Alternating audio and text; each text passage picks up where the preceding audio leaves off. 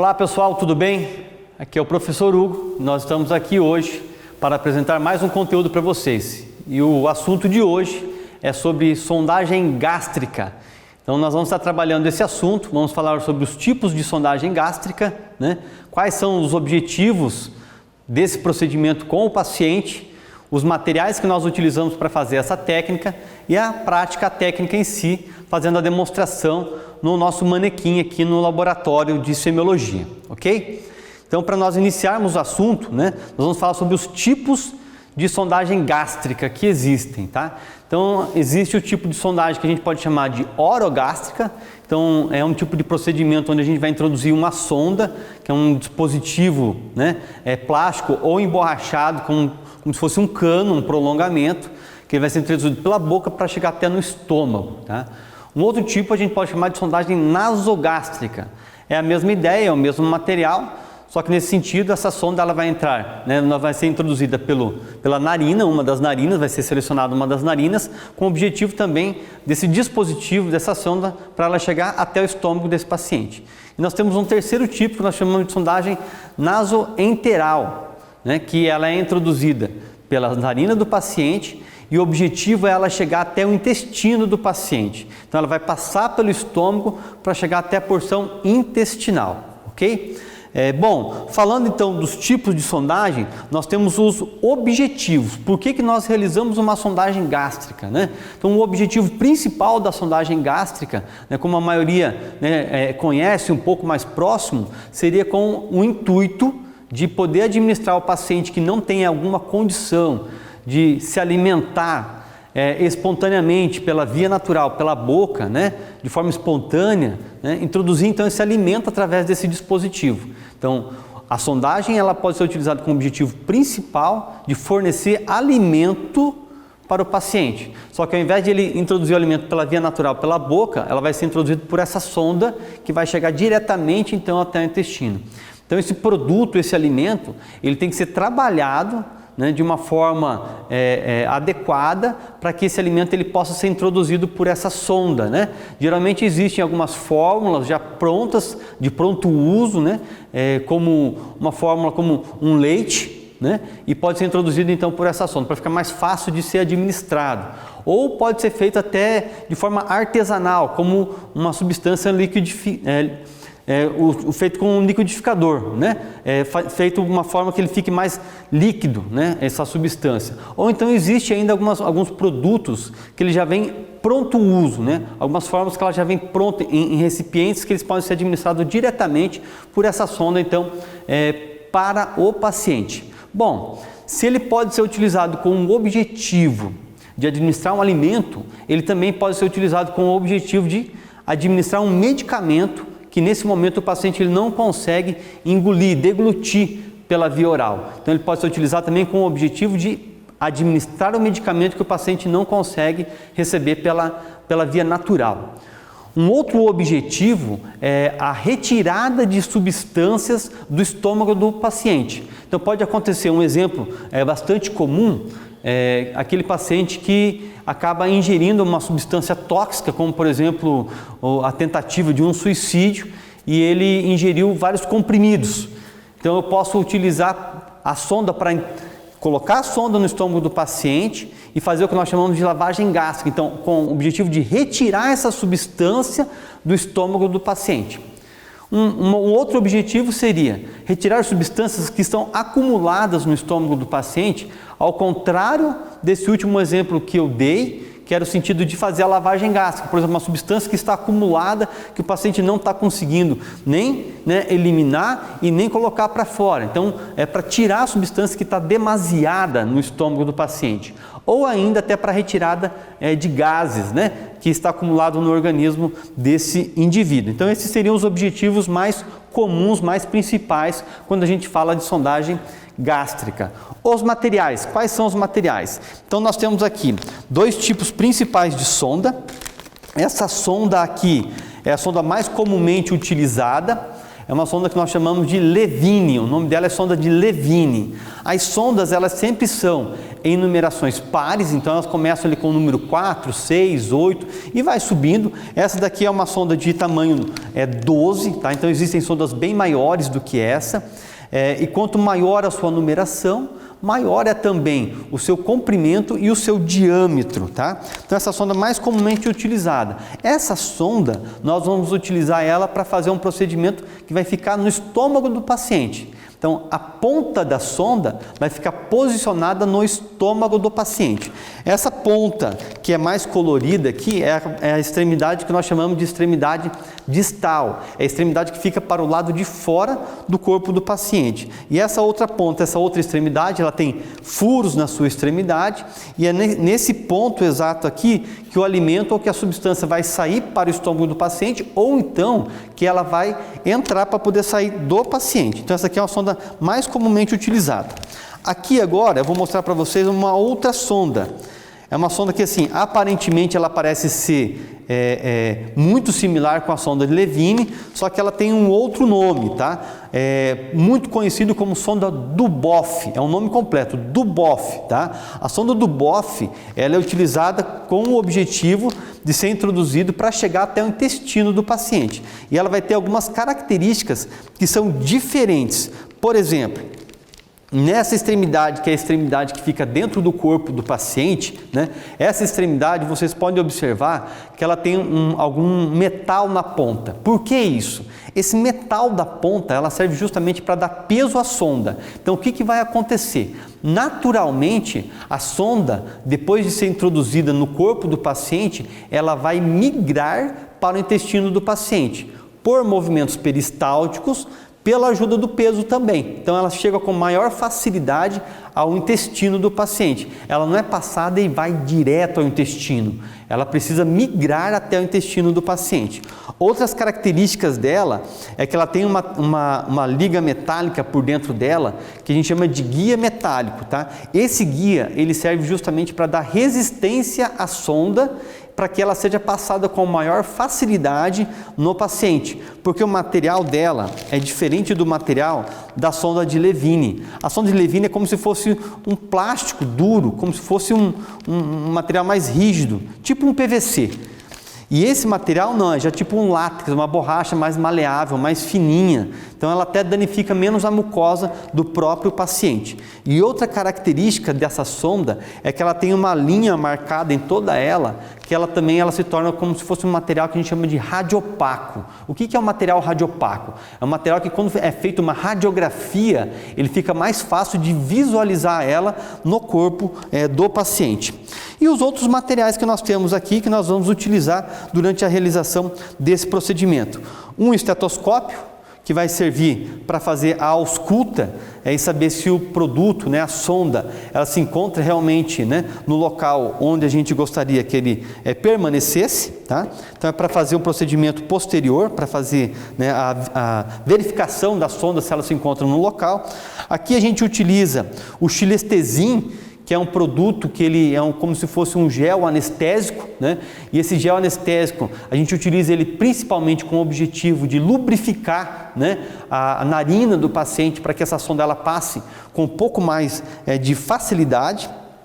Ainda, como materiais acessórios, luvas de procedimento, que a gente vai colocar na nossa bandeja, gaze, então a gaze, né, que ela vai auxiliar durante a realização da técnica, uma seringa de 20 ml, que a gente vai utilizar também para fazer os testes de ausculta, um saco para resíduos, um copo com água, aqui um copo com água, tá? Que também é utilizado para auxiliar o paciente a fazer, né, o procedimento. Fita esparadrapo, aqui no caso eu já deixei até a fita esparadrapo cortada na bandeja, né, que depois a gente vai utilizar para fazer as marcações na sonda e também para fazer a fixação da sonda no paciente e posteriormente identificar a sonda que vai permanecer no paciente. A caneta como um material de identificação e ainda como um material suplementar, né? Antes da gente poder chegar na técnica que a gente vai falar lá no manequim logo mais, daqui a pouquinho, tá? O que é o material suplementar? Aqui eu tenho um recipiente, que é um frasco, que a gente utiliza muito para fazer a dieta. Esse frasco é o que vai ser colocado o alimento dentro dele para depois ser administrada a dieta no paciente. E aqui eu tenho um produto que a gente chama de Equipo, que a gente trabalhou ele na aula de acesso venoso, né? A diferença dele é principal com aquele Equipo lá do acesso venoso, é principalmente a cor dele. Como vocês podem observar, ele tem um tom azul, e esse tom azul é justamente para não confundir com aquele dispositivo que é utilizado com o paciente, né, no acesso venoso, para não confundir as vias, a via venosa com a via gástrica. Então a ideia é que ele seja realmente colorido para que a pessoa não confunda na hora de estar colocando no paciente. E por último aqui, para a gente apresentar para vocês só, é esse dispositivo aqui, que é um recipiente que a gente chama de reservatório aberto. Esse recipiente, ele é utilizado principalmente naqueles objetivos que nós citamos anteriormente, que é para retirada de líquidos de dentro do estômago do paciente ou de dentro do paciente. Então, como ele é um reservatório maior, né, no caso, por exemplo, de fazer uma lavagem gástrica, vai vir aqui para dentro o produto que foi retirado do paciente e o produto que foi utilizado para fazer a lavagem gástrica, que geralmente é utilizado o soro fisiológico. Então, agora, na sequência, né, nós vamos preparar a bandeja com os materiais para poder então chegar lá no nosso manequim e fazer a demonstração da nossa técnica. Ok, então, pessoal, nós vamos agora fazer a parte técnica, a parte do desenvolvimento prático do procedimento, tá? Então, inicialmente nós vamos fazer uma sondagem gástrica, tá? Com a sonda Levine. Vamos introduzir essa sonda e vamos retirar essa sonda, como se ela fosse utilizada para um procedimento mais comum, como, por exemplo, a administração de alimentos para esse paciente. Posteriormente a isso, a gente vai retirar esse material e vamos fazer o procedimento com a sondagem nasoenteral, tá? Então, são duas técnicas muito semelhantes, mas que com produtos diferentes. Lembrando que um material ele vai ficar na porção do estômago e o outro material vai ficar na porção intestinal, ok? Iniciamos então a técnica fazendo o procedimento com a sondagem nasogástrica. Então aqui eu estou com a sonda Levine, que eu vou abrir aqui o material e inicialmente nós vamos medir essa sonda, tá? Enquanto eu vou aqui medindo a sonda, eu também vou explicando outras situações. Então a medida da sonda, ela sempre se dá pela ponta do nariz, ao lóbulo da orelha, até a região do que a gente chama, né, localiza do processo xifoide. Então tem todo o rebordo costal e tem uma extremidade óssea que vai ficar aproximadamente nessa região que você vai sentir por palpação. Então na palpação, tá, nessa região, processo xifoide, a gente vai localizar ele lá então. Então aqui, ponta do nariz, lóbulo da orelha. Então essa porção a gente vai medir ela da parte contrária da sonda, da parte que fica lá na extremidade do estômago. Então, ponta do nariz, lóbulo da orelha. E aqui eu seguro aqui no lóbulo da orelha e vou esticar essa sonda até a região do processo xifoide. Então essa medida é uma medida que a gente vai encontrar comum em todos os pacientes, independente se o paciente é um paciente maior, mais alto, ou um paciente menor ou até de idade inferior, como por exemplo uma criança. A medida sempre vai ser nariz, orelha, processo xifoide. A gente chama comumente de medida Knox. Então dessa medida eu vou posicionar uma porção a mais. A literatura, ela coloca para mim que eu devo usar até próximo de 10 centímetros num paciente adulto mediano. Então aqui é a porção exata que eu vou estar utilizando para medir. Então como é que eu vou marcar ela? Eu vou utilizar o esparadrapo que eu tinha, né, mostrado anteriormente para estar fazendo então a marcação dessa sonda. Isso vai mostrar até onde essa sonda deve ser introduzida no paciente se ela for ser utilizada para passar pela via nasogástrica, ok? Se a medida fosse orogástrica, A única diferença é que ao invés de iniciar a medida pela ponta do nariz, nós iríamos iniciar pela rima labial. Então, isso seria da rima labial, lóbulo da orelha, até o processo tifoide. Lembrando que essa medida que vem depois do processo tifoide, eu tenho que ter um critério de bom senso, porque entre os tamanhos das pessoas, essa diferença de tamanho a mais é o que vai diferenciar exatamente esta medida, tá? Então eu vou deixar o material pronto aqui do lado, para posteriormente então realizar a sondagem. E vou orientar o paciente com a realização do procedimento, para que ele participe da forma mais ativa possível. Então a minha mão não dominante, ela vai atrás do pescoço do paciente, e a mão que eu vou utilizar para passar vai ser a minha mão dominante. Eu vou explicar para ele que num primeiro momento, quando eu introduzir a sonda, ele vai levar a cabeça para trás, e depois eu peço para que ele solte a cabeça, né? Ele vai estar acordado na grande maioria das vezes, para que eu possa puxar a cabeça dele para frente, tá? Então é um movimento de extensão e posteriormente um movimento de flexão. Eu posso nesse momento, quando eu estiver introduzindo a sonda, e a gente fala aquela primeira porção, aquela que vai da ponta do nariz até o lóbulo da orelha, quando eu introduzir essa primeira porção, eu vou falar para o paciente para que ele possa deglutir. Ele pode deglutir a saliva, ou então eu vou utilizar o copo com água e oferecer um pouco da água para que ele possa engolir. Quando ele fizer esse movimento de deglutição, é onde eu vou introduzir a outra parte da sonda, ou seja, a parte maior da sonda vai ser introduzida nesse momento, tá certo? Eu vou, claro, lubrificar a narina dele, né, com um pouco de xilocaína quando eu for passar na sonda, para que ela também passe mais facilmente. Vou pedir também para que ele não coloque as mãos, né, para não atrapalhar durante o procedimento, e combinar com ele algum sinal que talvez ele esteja com um desconforto muito exagerado, ao ponto que a gente às vezes tem que interromper. A ideia é que eu faça esse procedimento o mais rápido possível. E claro, se o paciente participar de forma ativa, de uma forma proativa, o procedimento ele vai ser realizado com mais tranquilidade, tá certo? Então vamos diretamente então para a técnica aqui agora. Eu vou pegar a gaze, eu vou colocar um pouco da xilocaína gel diretamente sob a gaze para lubrificar. Opa, essa daqui está novinha, então nós vamos abrir aqui com a tampinha. Isso, pronto. Lubrificar aqui produto. Vou pegar aqui agora a sonda nasogástrica, a sonda Levine. Então vou lubrificar aqui nessa porção o máximo possível, né? Essa gaze eu já posso desprezar ela. E aqui, ó, eu já vou pegar a sonda, aproveitando até a própria curvatura da sonda, tá?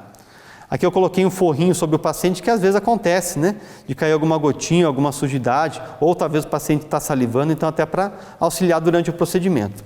A minha mão não dominante atrás do pescoço do paciente, e aí eu avalio qual narina que está mais fácil, que está mais pérvia para poder passar essa sonda. E comunico ele que eu vou iniciar o procedimento e vou introduzir a sonda.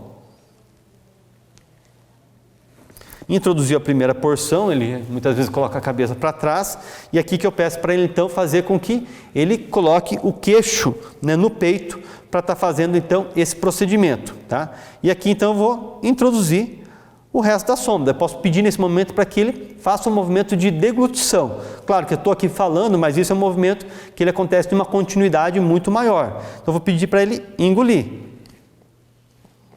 Às vezes pode acontecer de ter um pouco de resistência ao passar a sonda pela narina. É uma coisa bastante comum. E eu vou passar a sonda até seguir a marcação com o esparadrapo que eu havia comentado anteriormente. Seguiu até aqui, de preferência que essa parte da sonda ela esteja fechada, ok? Seguiu até aqui, agora nós vamos fazer os testes para saber se realmente a sonda ela está no local adequado. O teste a gente faz com a introdução de ar. Então aqui eu tenho uma seringa de 20 ml, aqui o estetoscópio para poder fazer a ausculta. Coloco aqui a seringa na sonda, localizo aqui a região epigástrica, coloco o estetoscópio nessa região e em um movimento único eu vou introduzir esse ar. O comum é escutar um som como se fosse um borbulhar no estômago. Isso vai acontecer se a ponta da sonda estiver submersa sob um meio líquido dentro do estômago. Isso é um teste que a gente faz para saber se realmente a sonda está no estômago ou não. Nenhum dos testes são 100% garantidos. Então a gente tem que observar a condição clínica do paciente e associar principalmente com os resultados dos testes para saber se esse teste ele está adequado ou não. Também pode ser comum não escutar nenhum som. E eu posso, um segundo teste, aspirar. Esse teste de aspiração que eu fiz aqui agora, que eu puxei o êmbolo da seringa, se a ponta da sonda estiver submersa em meio líquido, o líquido gástrico ele vai vir aqui para a sonda. E eu tenho uma garantia de que também essa sonda está lá dentro do estômago. Como esse líquido, esse alimento estava lá dentro do paciente, você pode devolver esse líquido gástrico para o paciente. Ele já estava no paciente, então é um alimento que o paciente já tinha dentro dele. E aqui eu estou fechando para garantir. São dois testes que a gente faz com bastante naturalidade. Um terceiro teste, ainda descrito na literatura, mas bastante já, muitos profissionais deixaram de lado, é um copo com água, colocar a ponta da sonda dentro desse copo e esperar que não saia um borbulhar. Por quê? Porque se vier bolhas de ar, existe algumas ideias de que, escrito na própria literatura, de que pode ser que esteja dentro dos pulmões, por estar vindo ar. Mas também não é um teste 100% garantido. O único teste 100% garantido, mais próximo do 100% garantido na literatura, é um teste com pH, que a gente utilizaria uma fita de pH para saber se aquela substância que está dentro do estômago é a substância próxima ao pH do estômago, que é um pH bastante ácido. Feitos os testes, então, eu garanti que a sonda agora ela está no local adequado. O que a gente vai fazer aqui agora, então? A gente faz um processo de fixação da sonda. Aqui eu vou pegar o esparadrapo para estar fazendo, então, essa fixação. Uma das fixações é colocar o esparadrapo diretamente na narina do paciente e enrolar ela dessa forma sob a sonda. Aqui, deixar ela bem fixa. Esse esparadrapo, ele deve ser substituído de rotina. Se tiver bastante secreção, a gente vai substituir ele com uma certa rotina. Existem materiais próprios para fazer esse tipo de fixação, mas ainda o esparadrapo é um material bastante comum. Aqui sim, agora, depois de todo o procedimento feito, eu posso retirar as luvas de procedimento e aí sim, identificar a sonda com a data, que foi realizado o procedimento. Lembrando que esse tipo de sonda, ela deve ser substituída no máximo a cada 7 dias ou conforme a recomendação do próprio fabricante. Então aqui ela está identificada, está tudo certinho. Agora, se tiver a dieta, a gente já pode instalar o equipo de dieta diretamente na sonda para que esse paciente receba então agora a dieta que foi prescrita para ele nesse momento. Terminou tudo isso, o paciente vai ficar com a sonda, passou o tempo de uso, de tratamento, chegou no objetivo final terapêutico desse paciente, que a gente quer que ele volte a se alimentar normalmente pela via oral, a gente vai retirar essa sonda. Como é que vai fazer então para retirar a sonda? Eu vou colocar as luvas de procedimento e é só puxar, é só sacar a sonda, tá? Seguindo aqui então, pessoal, nós vamos colocar a luva de procedimento, para poder retirar a sonda que está lá no paciente e fazer a demonstração com a outra sonda, que é a sonda nasoenteral. Pegando aqui então uma gaze, que é o material necessário, retiro aqui o esparadrapo com delicadeza para não danificar a mucosa nasal, limpo, deixo fechado o registro do equipo e traciono a sonda. Tracionou a sonda, beleza, acabou o procedimento. Todo esse material ele vai ser descartado e jogado no lixo.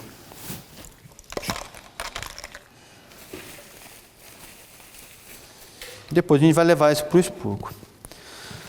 Vou retirar aqui também, para a gente poder fazer o outro procedimento. Lembrando que sempre entre um procedimento e outro, encostando no paciente, é sempre necessário fazer a higiene das mãos, ok? Seguindo então o nosso próximo procedimento, pessoal, nós vamos fazer uma sondagem nasoenteral. Vou colocar um novo par de luvas.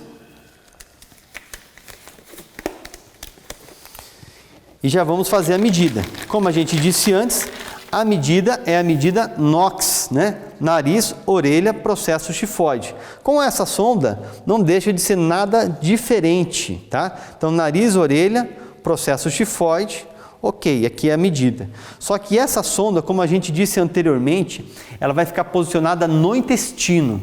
Então aqui nós vamos ter que acrescentar um pouco mais. A literatura, ela coloca que você deve incrementar de 20 a 25 centímetros na sonda. Então essa sonda ela tem até um ponto diferente, que ela tem as marcações, olha. Então a gente consegue pegar aqui 10, 20 e aproximadamente aqui 25 centímetros. Então essa é a medida que você vai introduzir dessa sonda. Como eu já tenho aqui o esparadrapo já cortado, eu já vou aproveitar ele para estar marcando aonde na sonda que nós vamos estar deixando ela ajustada para passar no nosso paciente. Prontinho aqui. As outras coisas que eu devo lembrar, aquelas orientações gerais que a gente fez para o paciente durante a realização do procedimento, elas permanecem as mesmas orientações. E aí, na sequência, a gente já vai realizar o procedimento de sondagem nasoenteral, porque nada mais agora vai mudar a não ser o objetivo, o porquê e o material. A técnica, ela segue a mesma. Vou desprezar aqui a primeira porção, que agora o material já foi utilizado, né, do medicamento. Uma pequena porção de xilocaína gel. Pego aqui a sonda nasoenteral, que eu vou estar utilizando para estar fazendo a técnica de sondagem.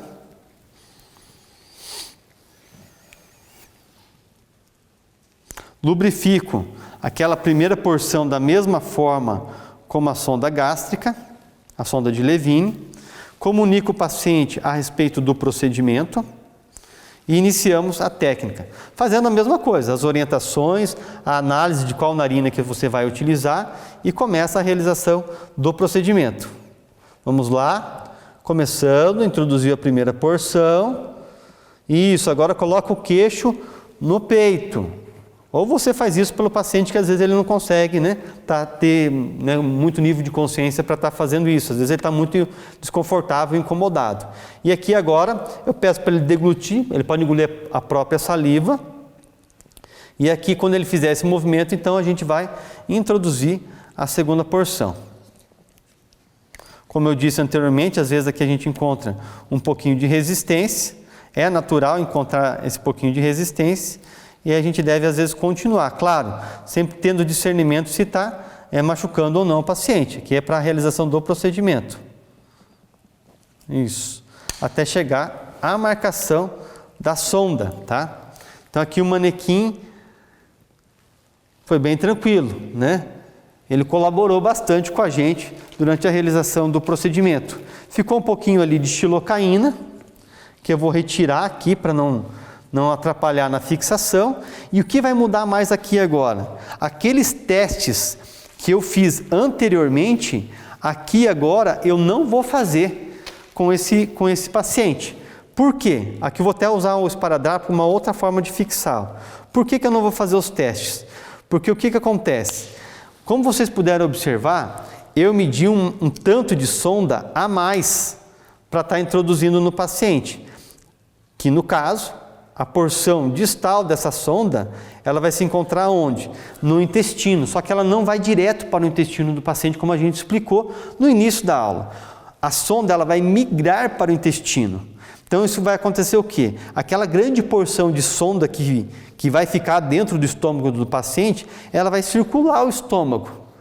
E devagarinho ela vai migrando para o intestino do paciente. Isso demora de 4 até 24 horas para acontecer. Então ela vai levar um tempo. Mas como é que eu vou saber então para saber se essa sonda ela está minimamente no estômago? Tem que ser feito uma radiografia de abdômen para saber se essa sonda ela está posicionada de forma adequada. E o ideal seria que só depois disso então que fosse administrado algum tipo de medicamento ou então de alguma substância, um alimento no próprio paciente. Feito isso, aí sim, depois de ter feito isso, confirmado, né? Aí sim, deixa eu só colocar a identificação para não esquecer a identificação. Aí sim, depois de ter confirmado é que a gente vai retirar o fio guia que nós havíamos comentado antes. Então aqui o esparadrapo, só para concluir aqui a identificação, fez isso, agora sim, ó, fez o raio-x, confirmou que está no local, agora tira esse guia metálico. Ó. O guia ele vai sair inteiro. E vai ficar só a sonda no paciente. A gente deixa todas as vias fechadas, é uma sonda que ela é uma luz só, mas ela tem 2 vias externas, e aí sim, pronto, agora está tranquilo, se for o caso, agora é o momento de estar colocando uma sonda não, um alimento, né? Um equipo com a dieta específica que foi prescrito para o paciente. Esse guia, a gente até guarda ele, se acaso o paciente acabar retirando, isso pode acontecer do paciente segurar a sonda e sacar a sonda. E às vezes pode ser necessário você utilizar o guia, né? Para repassar a sonda no paciente. Por quê? Porque essa fixação, por mais que ela ajude, ela não está mantendo a sonda no paciente. Se o paciente segurar e puxar, a sonda ela pode sair até com uma certa facilidade. Eu vou guardar o guia aqui dentro dessa embalagem que veio a sonda e posso até guardar na mesa de cabeceira do paciente. Para concluir, importante sempre é monitorar o paciente, quanto de sonda, né, que está para fora, porque se o paciente puxar um pouquinho, às vezes a gente pode não observar que ele tracionou essa sonda, então sempre monitorar quanto de sonda que está colocada para o lado de fora do paciente, para ver se não está tracionando. Observar como é que está sendo a aceitação da dieta do paciente, como é que está sendo a característica, né, do cuidado da sonda, da fixação, da integridade da mucosa da pele do paciente e, claro, depois de ter realizado o procedimento, né, e acompanhar o paciente, sempre realizar os registros. Então, foi feita a realização da sondagem, qual o tipo de sonda, a data que foi colocada, o tamanho da sonda, né? Para que esses cuidados eles sejam monitorados enquanto o paciente permanece nesse período de evolução. Lembrando sempre o quê? Que o importante aqui nesse momento é que você recupere o paciente, o ideal é recuperar o paciente até o momento que ele possa voltar a se alimentar, né, naturalmente, por condição natural, dele mesmo poder pegar no garfo, na faca e poder se alimentar naturalmente. Isso é o que a gente espera de melhor para uma condição como essa.